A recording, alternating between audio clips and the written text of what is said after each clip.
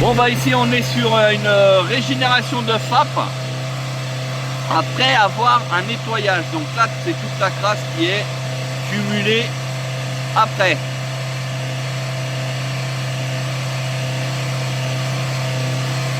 Donc là la fumée blanchâtre c'est normal.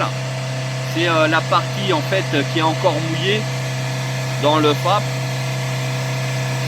Et puis là, ce qui coule, c'est ce qu'il y avait dans les silencieux, entre autres.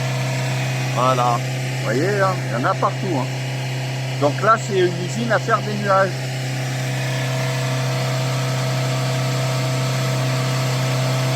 Et là, c'est bien parti. Ouais, pas mal d'huile, ouais.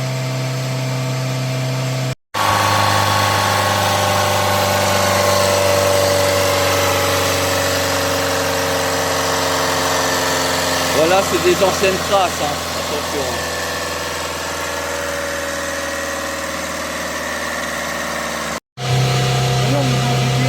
Regarde, là on voit des flammes qui en sortent. Ouais.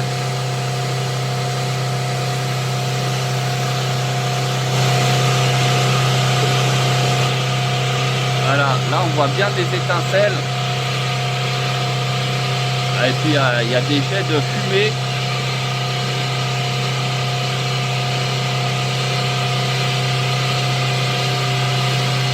Waouh!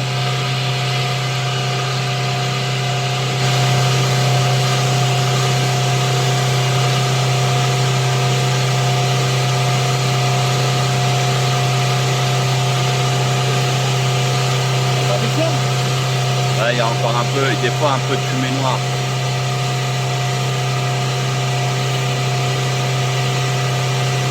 Encore des fumées.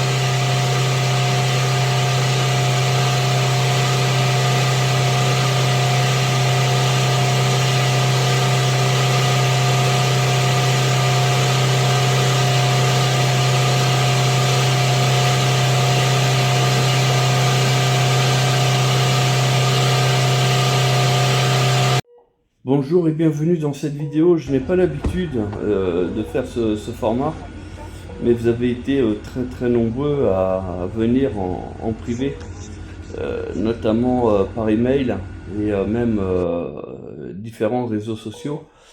Et effectivement, il m'est arrivé donc un accident assez grave de la circulation.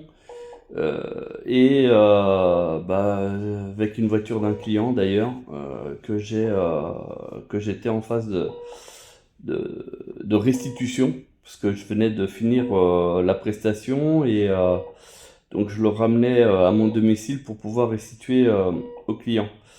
Le problème est que j'ai pas de souvenir de l'accident, mais vraiment aucun. Du coup, je ne sais pas ce qui s'est passé. Je me rappelle juste d'être monté dans la voiture avec mon fils et la chienne, et puis partir tranquillement, vraiment la manière la plus sereine possible. Et puis quelques minutes après, parce qu'il faut savoir que du dépôt à chez moi, il y a à peu près 10 minutes, un quart d'heure de route seulement. Et pendant ce laps de temps, il a suffi de je ne sais quoi pour que tout bascule. Donc j'ai eu un accident quand même assez grave, hein. C'était une 207 HDI qui était en très bon état, hein. Donc il n'y a rien à dire là-dessus. Au niveau de ma conduite, je n'ai pas le souvenir d'avoir vraiment fait une conduite excessive ou quoi. Je n'ai pas ce souvenir. Mais encore une fois, hein, je répète, hein, je n'ai pas de souvenir. Je me rappelle d'être parti du dépôt avec le véhicule, mon fils et la chienne, et après je me suis réveillé quelques heures après quand même, parce qu'il était aux alentours des 18 heures dans ces eaux-là, quand je suis parti, et je me suis réveillé à 10h30, donc le lendemain, à l'hôpital de Meaux. je ne sais pas comment je suis arrivé à l'hôpital. Voilà. Le problème est que ça a immobilisé beaucoup de moyens. A priori, au niveau de l'accident, ça a été vraiment très très important et grave. Parce qu'il a fallu me sortir de l'épave. Parce que la voiture, elle a été a priori complètement détruite pour me faire sortir du véhicule. Mon fils, lui, s'en est sorti avec la mâchoire cassée. Et puis moi, donc, multiples contusions partout dans le corps.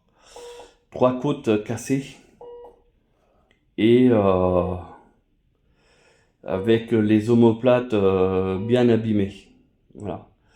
Là, la date où je vous fais la vidéo, ça fait une semaine après l'accident, pour être précis. J'ai pas pu vous faire la vidéo avant parce que je souffrais énormément. Là, on va dire c'est assez acceptable. Voilà, donc j'ai pas mal de tranquillisants, de perfusion, etc. Donc voilà. Mais malheureusement, l'accrochage risque de me laisser quelques séquelles. Parce qu'il semblerait que mon cerveau a pu être atteint. Voilà, à date d'aujourd'hui, j'en sais pas plus. Mais a priori, il y a peut-être des séquelles. Voilà, donc tout ça pour vous dire que j'ai été touché par les différents messages, notamment sur les réseaux sociaux, qui me donnaient, enfin qui cherchaient à avoir des informations. Parce qu'il est vrai que, bizarrement, j'ai moins de vidéos qui étaient diffusées aussi. Donc ça a attiré la puce à l'oreille à certains qui avaient l'habitude de voir, plusieurs vidéos dans la même semaine. Là aujourd'hui, il y en a eu à peine, je crois, 2 ou 3 qui sont sortis. Ce qui était beaucoup moins que d'habitude. Et puis c'est vrai que j'avais communiqué sur ma page Facebook professionnelle comme quoi j'avais eu l'accident. Alors c'était pour rassurer en fait surtout les clients avec qui j'avais des rendez-vous, que j'avais pas leur numéro, enfin bref, c'était un peu compliqué. Donc c'était de manière à pouvoir les rassurer dans la mesure où, suite à l'accident, voilà, les rendez-vous éventuellement fixés pouvaient être repoussés.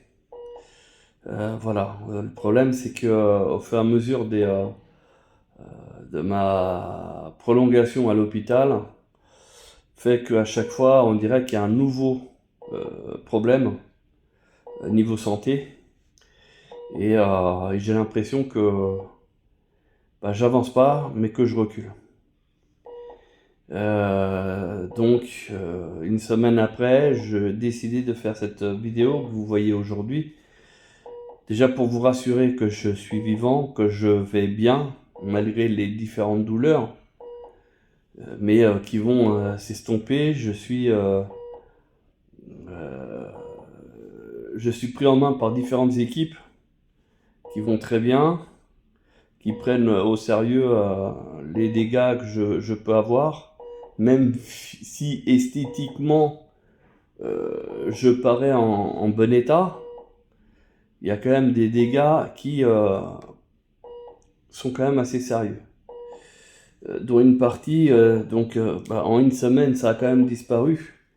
Mais on avait ici toute une phase ici qui était un peu abîmée. Alors par rapport à l'accident, c'est la voiture d'un client certes, mais était quand même en bon état. Elle était venue pour un problème en fait de FAP qui était bouché. Donc il y avait quelques légères pertes de puissance, etc. sur lequel on a fait ça à l'atelier tranquillement. On a fait ça très sereinement et sans problème. Et puis voilà, je remontais pour chez moi pour restitution du véhicule. Bien sûr, le client a été averti directement par la gendarmerie parce que avec les plaques d'immatriculation, etc. Enfin voilà, ils l'ont contacté. Pour ma part, j'ai été un petit peu laissé dans un flou ce que je peux comprendre, hein. Et puis là, depuis presque 5 jours maintenant, les assurances, la gendarmerie, puis différents autres corps qui m'ont contacté par rapport pour avoir déjà mon vécu, parce que où s'est passé l'accident, c'est dans un lieu où il y a des bois, n'est pas propice à la vitesse excessive, et surtout il n'y a aucune trace de freinage aussi bien de ma part comme de la voiture de la partie adverse. Alors, le problème, c'est qu'on a eu pas mal de discours que la voiture qui arrivait en face doublait une voiture au moment où je passais.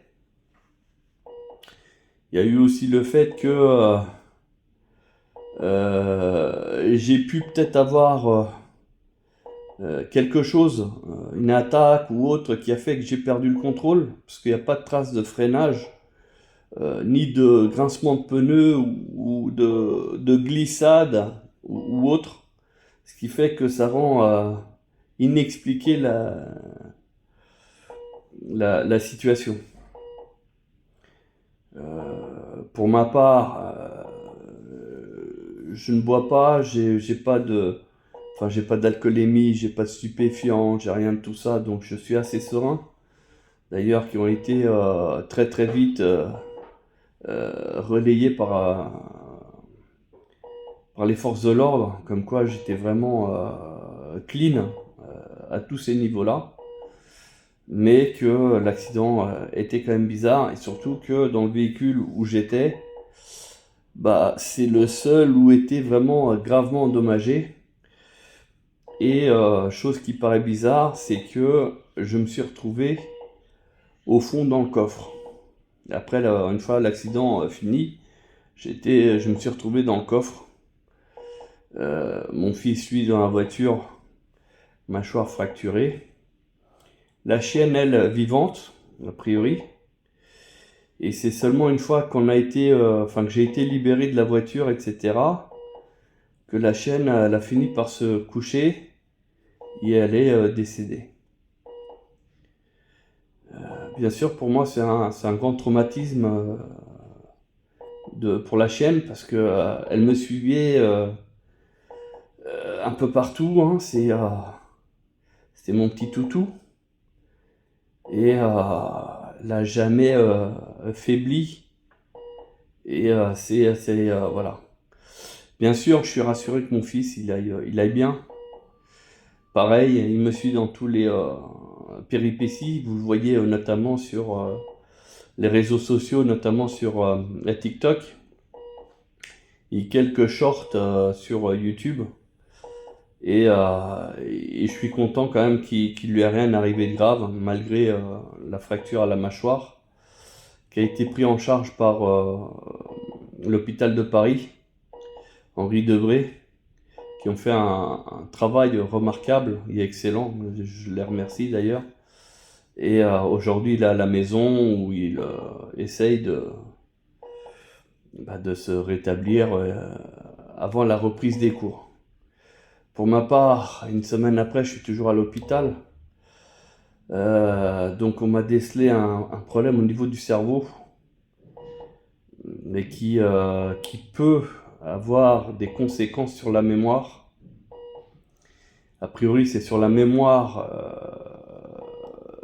brève, pas ce qui est de loin, mais tout ce qui est là de maintenant, a priori, il y a un risque que je ne retienne pas. Donc je vais être muté sur un autre hôpital, ils ne savent pas encore, ils sont en train de voir. Là, ils sont en train de faire en même temps toutes les recherches, savoir si j'ai pas d'autres problèmes de santé qu'ils n'auraient pas vus. Parce que mine de rien, je suis pas en plusieurs morceaux.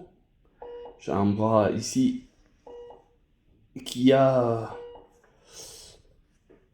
foulé, hein. C'est en fait le coude foulé, ce qui fait que voilà, il donne l'impression d'être cassé, mais c'est juste parce que c'est foulé.